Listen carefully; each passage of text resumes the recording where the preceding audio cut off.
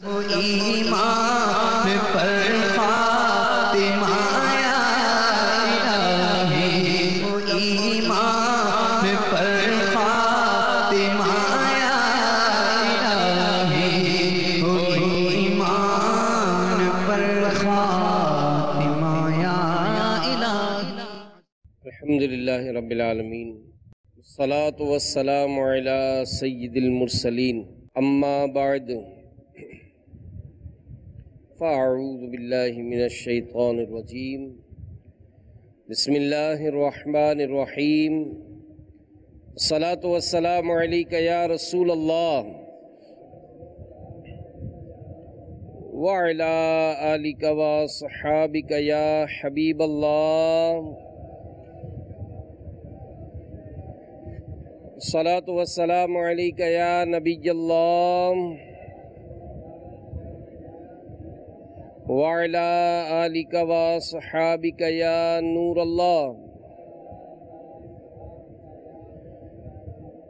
فرمان مصطفیٰ صلی اللہ تعالی علیہ وآلہ وسلم، نیت المؤمن خیر من عملہ، مسلمان کی نیت اس کے عمل سے بہتر ہے۔ اللہ کی رضا کے لیے، ثواب بڑھانے کے لیے اچھی اچھی نیتیں کر لیں، رضا الہی کے لیے، حصول ثواب کے لیے، علم دین حاصل کرنے کے لیے بیان میں شریک رہوں گا۔ مدنی چینل کے ناظرین بھی حسب حال اچھی اچھی نیتیں کر لیں کہ جو باتیں سنوں گا اسے یاد رکھوں گا، عمل کروں گا، دوسروں تک پہنچانے کی کوشش کروں گا۔ ہمارے پیارے نبی مکی مدنی صلی اللہ تعالی علیہ وآلہ وسلم کا فرمان دل نشین ہے، فرض حج کرو، بے شک اس کا اجر 20 غزوات میں شرکت کرنے سے زیادہ ہے، اور مجھ پر ایک مرتبہ درود پاک پڑھنا اس کے برابر ہے۔ صلو علی الحبیب صلی اللہ تعالی علی محمد وعلی آلہ وصحبہ وبارک وسلم۔ یہ مہینہ جو شعبان المعظم کا ہے، اور جس کے بارے میں ہمارے پیارے نبی صلی اللہ علیہ وآلہ وسلم نے فرمایا کہ شعبان میرا مہینہ ہے، آقا کا مہینہ ہے، اور یہ اس کے بارے میں علماء نے لکھا ہے کہ یہ درود پاک پڑھنے کا مہینہ ہے۔ اس کی ایک وجہ یہ کہ جو آیت درود ہے، ان اللہ و ملائکتہ یصلون علی النبی، تو یہ آیت درود بھی اسی مہینے میں نازل ہوئی ہے۔ تو یوں اگر عام دنوں میں 100 مرتبہ درود پاک پڑھا کرتے تھے، تو ذی نصیب اس مہینے کی آمد کی خوشی میں 200 مرتبہ کر لیے جائیں۔ 313 مرتبہ درود شریف پڑھتے تھے تو 600 مرتبہ کر لیا جائے۔ اس مبارک مہینے میں شب براءت ہے، 15ویں شب میں ہوتی ہے وہ، تو شب برات جو ہے وہ اس کی نسبت سے 1500 مرتبہ درود پاک پڑھ لیں، تو جتنا شہد ڈالیں گے اتنا میٹھا ہوگا۔ تو انشاءاللہ اگر اس کی ترکیب ہوگی تو اس کی بے شمار برکتیں ہم سب کو حاصل ہوں گی۔ صلو علی الحبیب صلی اللہ تعالی علی محمد۔ کہتے ہیں کہ ایک مرتبہ ایک کسان کھیتی باڑی کر رہا تھا، تو ہل چلاتے چلاتے اچانک اس کا جو ہل تھا وہ کسی سخت چیز سے ٹکرایا۔ اب جب اس نے وہ مٹی وغیرہ ہٹائی تو اس کو ایک پتھر دکھائی دیا۔ اس نے اس پتھر کو نکالا، جب اس پہ کپڑا وپڑا مارا تو وہ بڑا خوبصورت لگنے لگا۔ اس نے جیب میں رکھ لیا اس کو۔ کام کاج سے فارغ ہو کر جب شام اپنی بیٹھک پر آیا تو جو دوست وغیرہ جمع ہوتے تھے تو ان کو جب دکھایا تو کسی نے کہا کہ یار لگتا ہے یہ پتھر بڑا قیمتی ہے، تو چلو کسی جاننے والے سمجھدار کو دکھاتے ہیں۔ چنانچہ وہ کسی کے پاس گئے، اس کو دکھایا تو کہنے لگا کہ بھائی یہ تو مجھے لگتا ہے بہت قیمتی ہیرا ہے، اور یہ اس کی رقم کوئی عام آدمی نہیں دے سکے گا، تمہیں تو شہر کے بڑے جیولرز کے پاس جانا پڑے گا۔ وہاں سے وہ نکلا، شہر پہنچے۔ جب اس بڑے جیولرز کے پاس پہنچے اور اس کو دکھایا تو وہ کہنے لگا کہ بھائی یہ تو بہت قیمتی پتھر ہے، اور اس کی قیمت تو کوئی عام آدمی تو دے ہی نہیں سکتا ہے، اس کی قیمت تو بادشاہ دے گا۔ اب وہ غریب آدمی جو تھا اس کو تو خوشی کے مارے پھولے نہیں سما رہا تھا۔ خیر بادشاہ کے پاس پہنچے، بادشاہ نے جب دیکھا تو اس کو بھی بڑا وہ پسند آیا، اور اپنے جو وزراء تھے ان سے کچھ مشورہ کیا تو بتایا گیا کہ یہ بہت قیمتی پتھر ہے اور اس کی تو کوئی قیمت ہی نہیں، انمول ہے یہ، اب کیا کیا جائے بھائی؟ تو طے یہ ہوا کہ اس کسان کو ایک وقت کے لیے خزانے میں داخل کر دیا جائے، اب اس خزانے میں سے جو چاہے اس وقت کے اندر اندر یہ اٹھا لے، وہ اس کا۔ کسان سے کہا گیا تو وہ بھی خوشی خوشی راضی ہو گیا۔ اب طے ہوا کہ کل سورج جیسے ہی طلوع ہوگا اس کو خزانے کے اندر داخل کر دیا جائے گا۔ وقت آیا، اور یہ تو ساری رات جاگتا رہا کہ صبح خزانے میں جانا ہے۔ خیر خزانے میں داخل ہوا تو اس کی تو آنکھیں پھٹی کی پھٹی رہ گئیں، دیکھا کہ درہم و دینار کے ڈھیر لگے ہوئے ہیں، تو فوراً آگے بڑھ کر وہ جھولیوں میں بھرنے لگا۔ تو ایک دم خیال آیا کہ یار ابھی تو بہت وقت ہے، ابھی بہت وقت ہے، دیکھوں تو صحیح ہے کیا کیا یہاں پر۔ آگے بڑھا تو اس کو موتی نظر آئے، ہیرے نظر آئے، دل کرنے لگا کہ اس سے بھر لوں اپنا دامن۔ پھر خیال آیا وقت تو بہت ہے، ابھی بہت وقت ہے۔ یہ سوچ کر آگے چلا تو سونے کی اینٹیں، سونے کے برتن نظر آئے، دل چاہنے لگا کہ اس کو اٹھا لوں، لیکن پھر بات آئی کہ یار ابھی تو بہت وقت ہے۔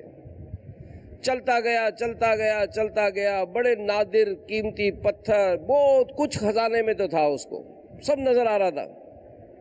چلتے چلتے چلتے چلتے کافی آگے جا کر اس کو ایک بڑا خوبصورت پلنگ نظر آیا۔ اس نے زندگی میں کبھی اتنا خوبصورت پلنگ نہیں دیکھا تھا۔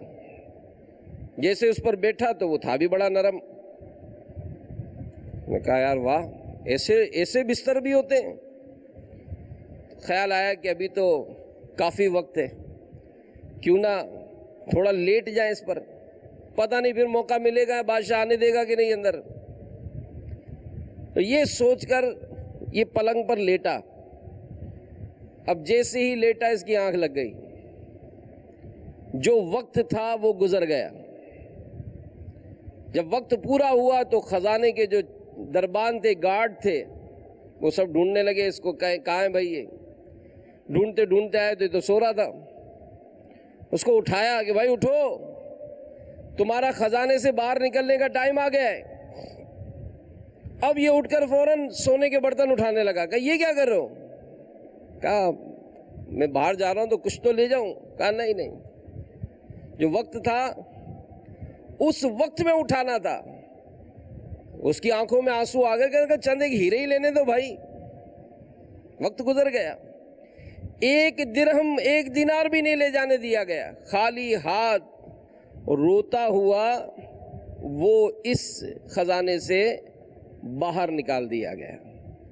تو میرے میٹھے میٹھے پیارے پیارے اسلامی بھائیوں، یہ واقعہ اگرچہ من گھڑت ہی صحیح، مگر اس میں ایک نصیحت ہے سمجھانے کے لیے کہ اس دنیا میں انسان کو ایک مقررہ وقت کے لیے، ایک شیڈول ٹائم کے لیے اس کو بھیجا گیا۔ اب بھیجا کیوں گیا؟ ہم اس دنیا میں کیوں آئے ہیں؟ اللہ عز و جل قرآن پاک میں سورہ مومنون آیت نمبر 115 میں ارشاد فرماتا ہے، أَفَحَسِبْتُمْ أَنَّمَا خَلَقْنَاكُمْ عَبَثًا وَأَنَّكُمْ إِلَيْنَا لَا تُرْجَعُونَ۔ ترجمہ کنز ایمان، تو کیا یہ سمجھتے ہو کہ ہم نے تمہیں بیکار بنایا؟ تو کیا یہ سمجھتے ہو کہ ہم نے تمہیں بیکار بنایا اور تمہیں ہماری طرف پھرنا نہیں؟ تو خزانہ العرفان تفسیر شریف میں اس آیت مقدسہ کے تحت لکھا ہے کہ اور کیا تمہیں آخرت کے لیے جزا کے لیے اٹھنا نہیں، بلکہ تمہیں عبادت کے لیے پیدا کیا کہ تم پر عبادت لازم کریں اور آخرت میں تم ہماری طرف لوٹ کر آؤ تو تمہیں تمہارے اعمال کی جزا دیں۔ زندگی، موت، بچہ پیدا ہوتا ہے اور مرتا ہے، اس کے درمیان جو ہے وقت، اس کو زندگی کہا جاتا ہے۔ تو یہ زندگی یعنی موت اور حیات، بندے کو پیدا کرنا اور بندے کو مارنا، اس کا سبب بیان کیا گیا پارہ 29 میں سورہ ملک میں آیت نمبر 2 میں، الذی خلق الموت والحیات لیبلوکم ایکم احسن عملا۔ ترجمہ کنز ایمان، وہ جس نے موت اور زندگی پیدا کی کہ تمہاری جانچ ہو تم میں کس کا کام زیادہ اچھا ہے۔ تو ان 2 آیات جو ہم نے سنی، اس کے علاوہ بھی دیگر مقامات پر تخلیق انسانی، انسان کو پیدا کرنے کا مقصد بیان کیا گیا کہ انسان کو اس دنیا میں مختصر وقت کے لیے رہنا ہے، اور اس وقفے میں جو ڈیوریشن اس کو ٹائم پیریڈ ملا ہے، اس میں قبر و حشر کے طویل ترین معاملات کے لیے تیاری کرنی ہے۔ لہذا انسان کا وقت بے حد قیمتی ہے۔ وقت ایک تیز رفتار گاڑی کی طرح فراٹے بھرتا ہوا چلا جا رہا ہے، نہ روکے رکتا ہے، نہ پکڑنے سے ہاتھ آتا ہے۔ جو سانس ایک بار لے لیا وہ دوبارہ نہیں لے سکتا۔ بڑی پیاری بات علماء فرماتے ہیں کہ انسان کی زندگی کیا ہے؟ ہم کہتے ہیں نا جناب اب تو بہت زندگی ہے، کہتے ہیں نا بہت زندگی ہے، بہت زندگی ہے۔ تو علماء فرماتے ہیں انسان کی زندگی کیا ہے؟ یہی 3 سانس تو ہیں۔ ایک سانس وہ جو اس نے لے لیا دوبارہ نہیں لے سکتا، ایک سانس وہ جو لے گا، پتہ نہیں لے گا کہ نہیں، ایک سانس وہ جو لے رہا ہے، جو لے رہا ہے یہی اس کی زندگی ہے۔ ہم کہتے ہیں جمعہ سے نماز شروع کروں گا، بھائی جمعہ دیکھا کس نے؟ میں عید، بس رمضان شریف سے بھائی سب باتیں چھوڑ دیں گے ہم، بھائی رمضان تک زندہ رہو گے؟ پتہ نہیں۔ سیدنا حسن بصری رحمت اللہ تعالیٰ علیہ بڑی پیاری نصیحت فرماتے ہیں جلدی کرو، جلدی کرو، تمہاری زندگی کیا ہے؟ یہی سانس تو ہیں، اگر رک جائیں تو تمہارے ان اعمال کا سلسلہ بھی منقطع ہو جائے جن سے تم اللہ کا قرب حاصل کرتے ہو۔ اللہ عز و جل اس شخص پر رحم فرمائے جس نے اپنا جائزہ لے لیا، اپنے گناہوں پر چند آنسو بہائے۔ یہ کہنے کے بعد حسن بصری رحمت اللہ تعالیٰ علیہ پارہ 16 سورہ مریم آیت نمبر 84 تلاوت فرمائی، انما نعد لهم عدا، اور ہم تو ان کی گنتی پوری کرتے ہیں، ہم تو ان کی گنتی پوری کرتے ہیں۔ تو حجت الاسلام امام محمد بن محمد غزالی رحمت اللہ تعالیٰ علیہ فرماتے ہیں کہ یہاں گنتی سے سانسوں کی گنتی مراد ہے۔ یہ سانس کی مالا بس اب ٹوٹنے والی ہے، غفلت سے مگر دل کیوں بیدار نہیں ہوتا۔ تو میرے میٹھے میٹھے پیارے پیارے اسلامی بھائیوں، اگر تصور کریں تو بہت سے افراد ہمیں یاد آتے ہیں جو کل تک ہمارے ساتھ تھے۔ یعنی اگر کسی شخص سے پوچھے کہ آپ کے بھائی بہن کتنے، تو ہم کہیں گے جناب ہمارے 3 بھائی ہیں، 4 بہنیں ہیں، 7 بہن بھائی ہیں۔ اچھا، ماں باپ؟ جی، یوں ہم 9 افراد تھے گھر کے۔ اب کیا پوزیشن ہے؟ ماں باپ کا انتقال ہو گیا، 2 بھائی بھی دنیا سے چلے گئے، 1 بہن بھی چلی گئی، گھر کا جو سلسلہ تھا 9 افراد کا، ہم 3 رہ گئے، 6 چلے گئے۔ تو یہ جو جانے کا جو سلسلہ ہے منقطع نہیں ہوتا ہے، آنے کا سلسلہ، جانے کا سلسلہ یہ لگا بندھا ہے۔ جس نے دنیا میں آنا ہے وقت پر آتا ہے، جسے دنیا میں جانا ہے چلا جاتا ہے۔ اور امام بحیقی رحمۃ اللہ تعالی علیہ شعب الایمان میں نقل کرتے ہیں کہ ہمارے پیارے نبی صلی اللہ علیہ وآلہ وسلم کا فرمان عبرت نشان ہے کہ روزانہ صبح سورج جب طلوع ہوتا ہے تو اس وقت دن یہ اعلان کرتا ہے اگر آج کوئی اچھا کام کرنا ہے تو کر لو کہ آج کے بعد میں کبھی پلٹ کر آؤں گا نہیں۔ گیا وقت پھر ہاتھ آتا نہیں، گیا وقت پھر ہاتھ آتا نہیں۔ جس نے اپنا بچپن گزار لیا، جوان ہو گیا وہ، کیا بچپن آئے گا؟ جس نے اپنی جوانی گزاری، کیا یعنی ادھیڑ پن آ گیا اس کا، کیا اس کی جوانی واپس آ سکتی ہے؟ جو بوڑھا ہو گیا، اب نہ بچپن نہ جوانی نہ ادھیڑ پن، کچھ بھی نہیں ہے۔ یعنی امیر اہل سنت فرماتے ہیں کہ مجھے اب بھی بچپن کی کئی باتیں یاد ہیں، تو سب کو یاد ہوتی ہیں۔ گھر میں الماری تھی، اچھل اچھل کر کنگا اتارتے تھے، وقت یاد ہوگا، ہاتھ ہی نہیں پہنچتا تھا، بال بنانے ہوتے تھے، اچھل اچھل کر جو ہے وہ کنگا اتارتے تھے۔ آج ذرا سا اوپر ہو تو الماری کا چھت پہ نظر پڑ جاتی ہے، اتنا قد بڑھ گیا ہمارا، وقت گزر گیا نا۔ دیکھنے کی صلاحیت تو کم ہو گئی، سننے کی صلاحیت تو کم ہو گئی، ہاں زبان بڑھتی ہے، زبان کو جوانی ملتی ہے۔ تو میرے میٹھے میٹھے پیارے پیارے اسلامی بھائیوں، تفسیر ابی لیث رحمت اللہ تعالی علیہ میں ہے، جب کوئی بندہ طلب آخرت کی وجہ سے اپنی گزشتہ زندگی میں غور و فکر کرتا ہے تو یہ تفکر اس کے دل کے لیے غسل کا کام دیتا ہے۔ کیا پیاری بات ہے! تو ہر عقل مند کے لیے ضروری ہے کہ سوچے تو صحیح، مجھے جو وقت ملا وہ وقت میں نے کیسے گزارا۔ بھئی آپ دنیا کا بھی کوئی کام کرتے، مثال اگر کوئی شخص ہمیں 5 لاکھ روپے دے اور 5 لاکھ روپے دے کر ہمیں کہے کہ آپ فلاں شہر میں جائیں اور بزنس کریں، اب ہم بزنس کرنے چلے گئے، 2 سال کے بعد اس کی کال آئیے جناب آئیے، واپس بلایا جا رہا ہے، حساب کتاب لیتے آئیے گا۔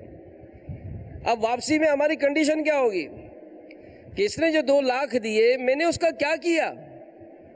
تو یہ ہاتھ، یہ پاؤں، یہ آنکھیں، یہ زبان، یہ جسم، یہ وقت، یہ عقل، جو کچھ بھی اللہ کی نعمتیں، اللہ تعالیٰ نے نعمتیں عطا فرمائی، مقصد ہمیں بتا دیا گیا عبادت کرنی ہے۔ اب عبادت کے بہت وسیع معنی ہے کہ اگر یہی نہیں کہ جناب وہ صرف تسبیح لے کر ایک جگہ بیٹھا رہے، رزق حلال کمانا ہے، اپنے اولاد کی شریعت کے مطابق تربیت کرنی ہے، صلہ رحمی کرنی ہے، بہت سارے عوامل جو دنیا بھر میں روٹین وائز ہیں۔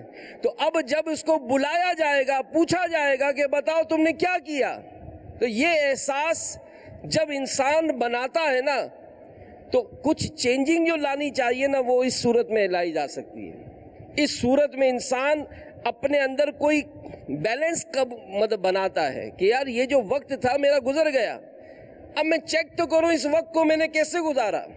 ایک بزرگ رحمت اللہ تعالیٰ علیہ کے بارے میں آتا ہے، 60 سال کی عمر ہو گئی ان کی، سوچنے لگے کہ مہینے کتنے ہوئے، 720، کہ 720 میں نے مہینے گزار لیے، کہ دن کتنے ہوئے، 21,360 کے قریب کچھ دن ہو گئے۔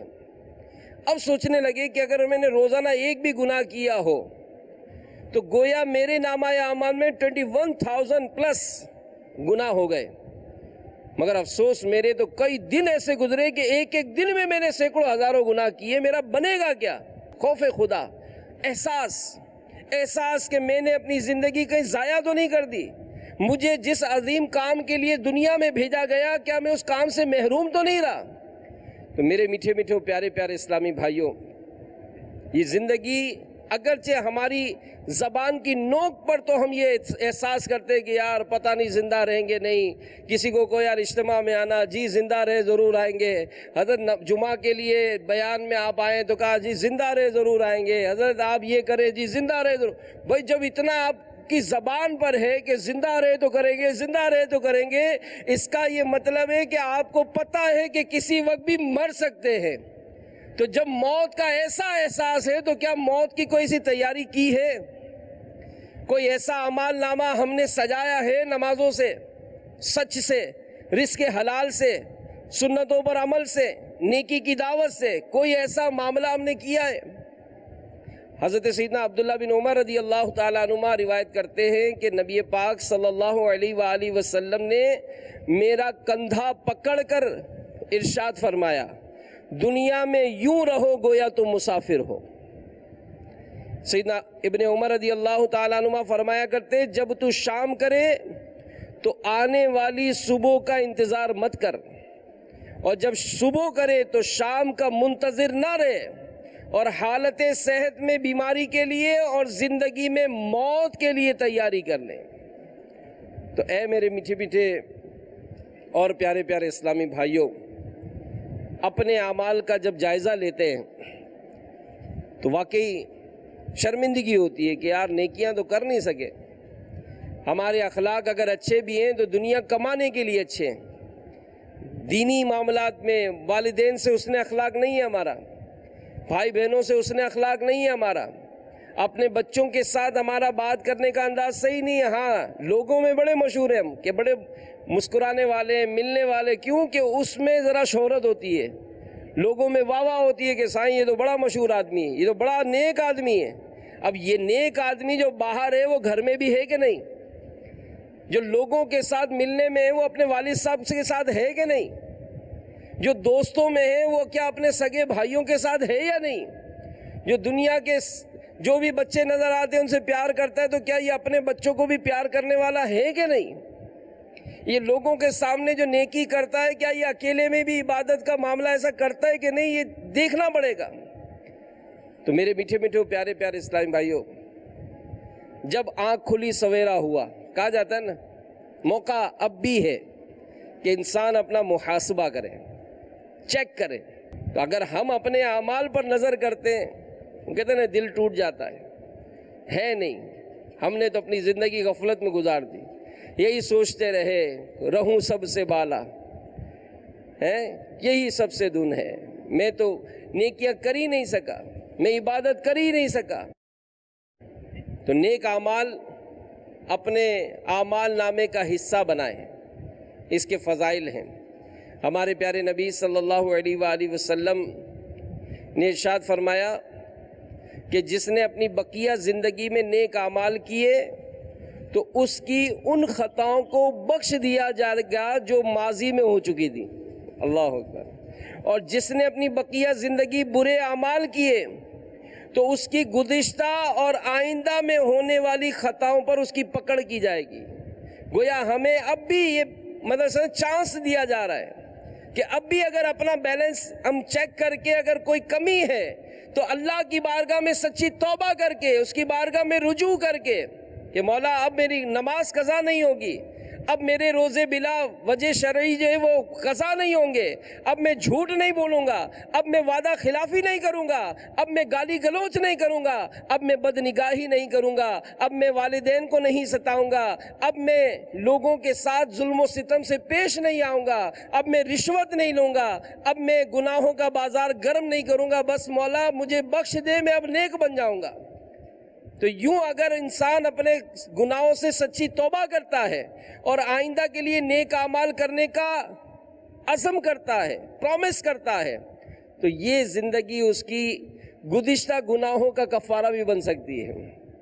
تو واقعی نیک اعمال میں بڑی برکتیں ہیں۔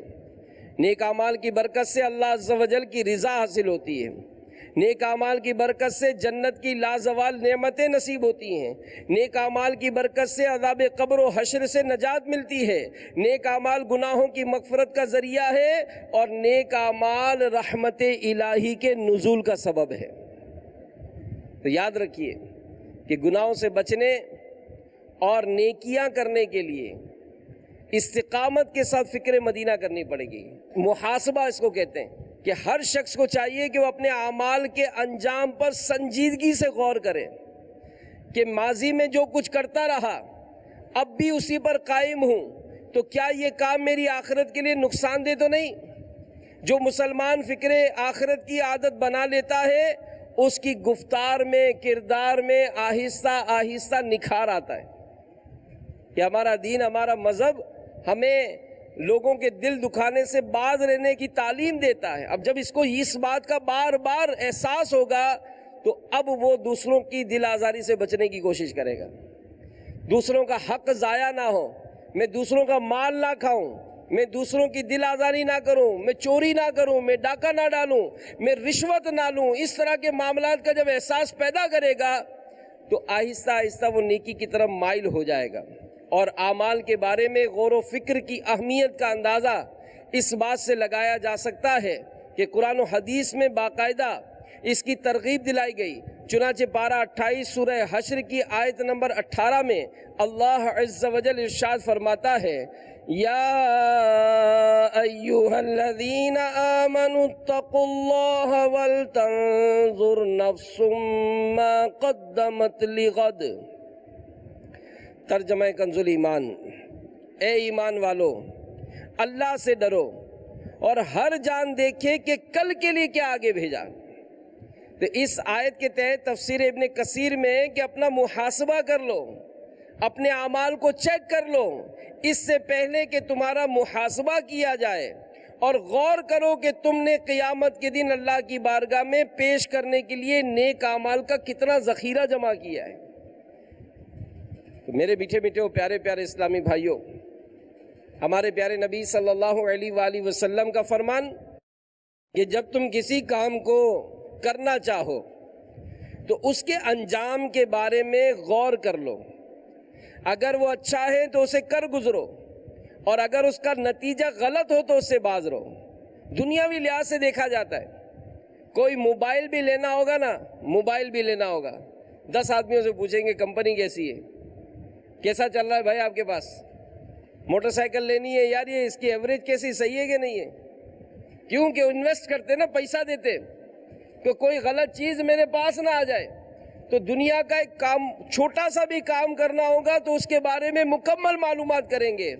لیکن اگر رشوت لے رہے ہیں، حرام روزی کما رہے ہیں، تو بظاہر یہ مال تو بڑھ رہا ہے، لیکن اس کے انجام کے بارے میں غور کیا کہ یہ مال حرام جو میں لے رہا ہوں، یہ ملاوٹ اور دھوکہ دے کر جو میں نے کسی کے ساتھ فراڈ کیا، کسی کے پیسے میں نے دبا لیے، تو یہ پیسے اگرچہ میں اپنے پاس شامل تو کر رہا ہوں، لیکن اس حرام رقم سے جب میں اپنے گھر کے لیے راشن خریدوں گا، یہ راشن میرے گھر پہنچے گا، اس راشن کو میری بیوی کھائے گی، اس بیوی کے کھانے سے اس کو جو طاقت ملے گی، اس کا جو دودھ میری اولاد پیے گی، آپ بتائیں یہ کتنا بڑا بگاڑ ہے جو ہماری پوری نسلوں میں پہنچتا ہے۔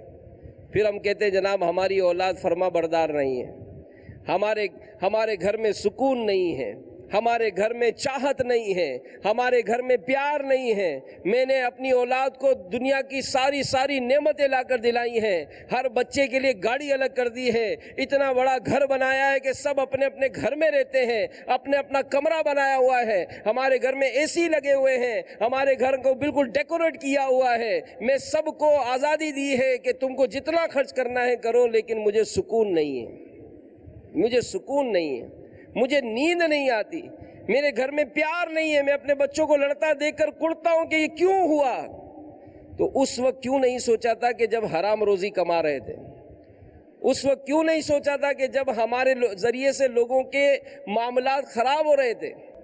آپ نے اس محلے میں شراب کھلنے والی شراب کی دکان کو اوپننگ تو آپ نے کی تھی، آپ کیوں آج اس بات کا شکوہ کرتے ہو کہ جناب یہ میرا بچہ شرابی بن گیا؟ آج جو ہمارے محلے میں ہیروئن، چرس اور جناب دیگر برائیاں عام ہو رہی ہیں، اگر اس کا شکار ہماری ایک خاندان میں سے کوئی بن گیا تو کیوں روتے ہو آپ؟ یہ جو کچھ بھی ہے وہ اپنے ہی ہاتھوں کے ہیں کرتوت، شکوہ ہے زمانے کا نہ قسمت سے گلا ہے، دیکھے ہیں یہ دن اپنی ہی غفلت کی بدولت، سچ ہے کہ برے کام کا انجام برا ہے۔ کیسے ہو سکتا ہے کہ کوئی شخص کپاس بوئے اور کہے کہ جناب مجھے گندم کی فصل ملے گی؟ بے وقوف ہے ایسا شخص۔ تو ہم اپنے بارے میں یوں چیک کریں کہ اگر آج ہم نے اپنے کوشش سے دعوت اسلامی کے تحت اپنی کالونی میں مسجد بنائی، آپ کے تحت تو ہو سکتا ہے یہ بنتے بنتے بنے گی، مگر یہ سوچیں کہ آپ کی آنے والی نسلیں اس مسجد سے نمازی بن کر دین کے خدمتگار بنیں گے۔ آپ کیا سمجھتے ہیں کہ آپ نے اگر مدارس قائم کرائے، آپ نے اگر جامعات قائم کرائی، آپ نے نیکی کے کوئی کاموں کی بنیاد ڈالی، یہ نہ سمجھے کہ یہ کام آپ کی دنیا تک آپ کو فائدہ دے گا۔ نہیں، اگر کسی شخص نے مسجدیں بنائی ہیں، جب تک اس مسجد میں نمازیں پڑھتی رہیں گے، اگرچہ وہ قبر میں بھی ہوگا اس کو ثواب ملے گا۔ اس نے اگر علم دین پھیلایا ہے، اس نے کتابیں لوگوں میں تقسیم کی ہیں، اس نے کسی کو عالم بننے میں مدد کی ہے، کسی کو حافظ بننے میں مدد کی ہے، یہ چھوٹی خدمت نہیں ہے، بہت بڑا نیکی کا کام ہے کہ جو یہ کام کی بنیاد ڈالتے ہیں اس کے تو وارے نیارے ہو جاتے ہیں۔ لیکن اگر کسی کے پاس مال ہے تو وہ مال اللہ سے دعا کرے کہ یا اللہ میرے اس مال کو اپنے دین کے کاموں میں قبول فرما۔ یہ بڑے کرم کے ہیں فیصلے، یہ بڑے نصیب کی بات ہے۔ پیسہ تو فرعون کے پاس بھی تھا، کیا کام آیا؟ قارون کے پاس بھی تھا، کیا کام آیا اس کے؟ تو ہمارا پیسہ ہو تو اللہ کی بارگاہ میں دعا کریں کہ یا اللہ اپنے دین کی خدمت کے کاموں میں اس کو قبول فرما، تو ہمت کرے، آگے بڑھے۔ میں واقعی وہ لوگ جانتا ہوں، میں ایسوں کو کئیوں کو کہ جنہوں نے دعوت اسلامی کے لیے تعاون کرتے ہیں۔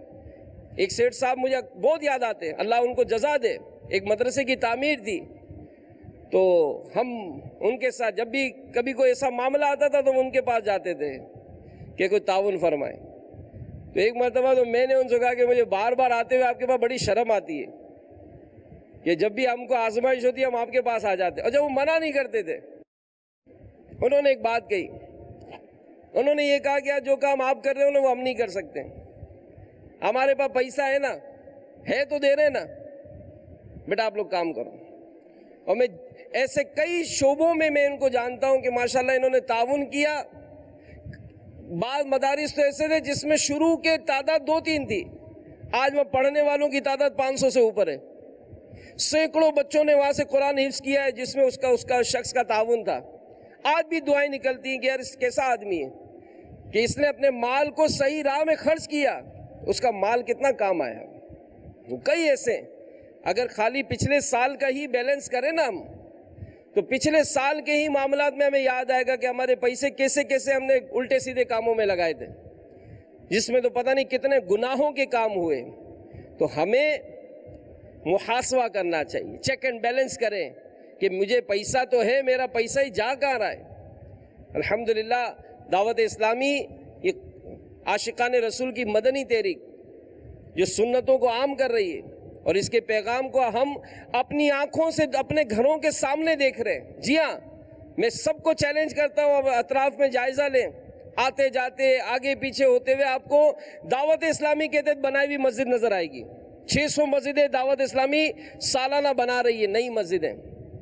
تو ہم میں سے کتنے کہ جس کو نئی سوسائٹی بنتی ہے تو جناب اس کو فون آتا ہے اسٹیٹ بروکر کا کہ سر بہت اچھا پلاٹ ہے، لے لیں، 5-10 لاکھ روپے کا فائدہ ہو جائے گا۔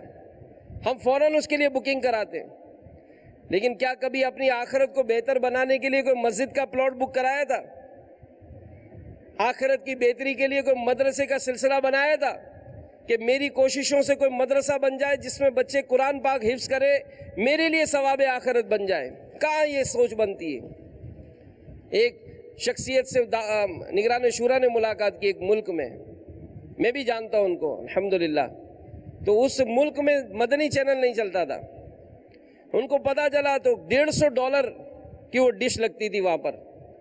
انہوں نے آفر دے دی اوپن کہ ہمارے اس پورے کنٹری میں، پورے ملک میں جس کو بھی یہ ڈش لگانی ہے مدنی چینل دیکھنے کے لیے میری طرف سے فری ہے۔ اس کو اللہ نے مال دیا نا، اس مال کو اس نے کتنا بڑا کیش کرایا، اور پھر اسلام میں نے خوب رچ کے لگایا، آفر کرتے تھے بھائی آپ کو لگانا ہے لائیے، تاکہ مدنی چینل دیکھیں۔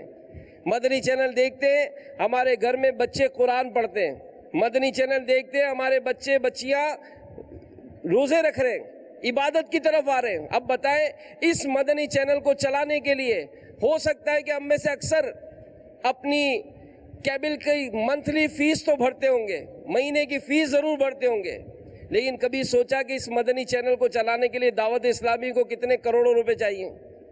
20 لاکھ روپے روزانہ کا خرچہ ہے، تقریباً 6 کروڑ روپے ہوتے ہیں مہینے کے۔ 1 ارب روپے کے قریب اس کا خرچہ ہے سالانہ۔ تو میں آپ سب سے یہی عرض کرتا ہوں کہ اعمال کا محاسبہ، چیک اینڈ بیلنس کریں۔ اور یہ جو سال ہمارا ایک مرتبہ اور گزر گیا، کتنے سال گرے مناتے، برتھ ڈے بناتے کہ جناب میرے بیٹے کی یہ برتھ ڈے ہے، تو کسی نے کہا کہ یہ سال گرے ہے، سال پر گانٹھ لگ گئی، گرا ہو گیا، ایک اور سال ہماری زندگی کا کم ہو گیا۔ ہماری زندگی کے 25 سال تھے، ہماری آج 20ویں برتھ ڈے ہے، گویا ہم 20 سال کم ہو چکے، اب ہماری زندگی کے صرف 5 سال رہ گئے۔ تو دنیا سے جانے کا تو ٹائم کم ہو رہا ہے اور ہماری غفلت بڑھتی جا رہی ہے۔ موت کے قریب ہوتے پر انسان اپنی عبادت بڑھاتا ہے، لیکن ہماری تو جماعتیں چھوٹ جاتی ہیں، نمازیں قضا ہو جاتی ہیں، پورا دن گزر جاتا ہے، زبان سے اللہ اور اس کے رسول کا ذکر نہیں ہوتا ہے۔ ہمارے ماں باپ ہم سے ناراض، ہمارے بھائی بہن ہم سے ناراض، رشتہ داروں میں ہماری ناراضی، پڑوسی ہم سے خفا۔ تو یہ موقع ہے، معافی تلافی کر لیجئے، معافی تلافی کر لیجئے۔ جن سے بھی تعلق ہے، ماں باپ سے ہے، بھائی بہنوں سے ہے، اولاد سے ہے، بچوں سے ہے، گھر والوں سے، پڑوسیوں سے، رشتہ داروں سے، آفس والوں سے، مارکیٹ والوں سے، کھیتوں والوں سے، زمینداروں سے، کسی سے بھی ہے، سائیں مجھے معاف کر دیں، مجھے معاف کر دیں۔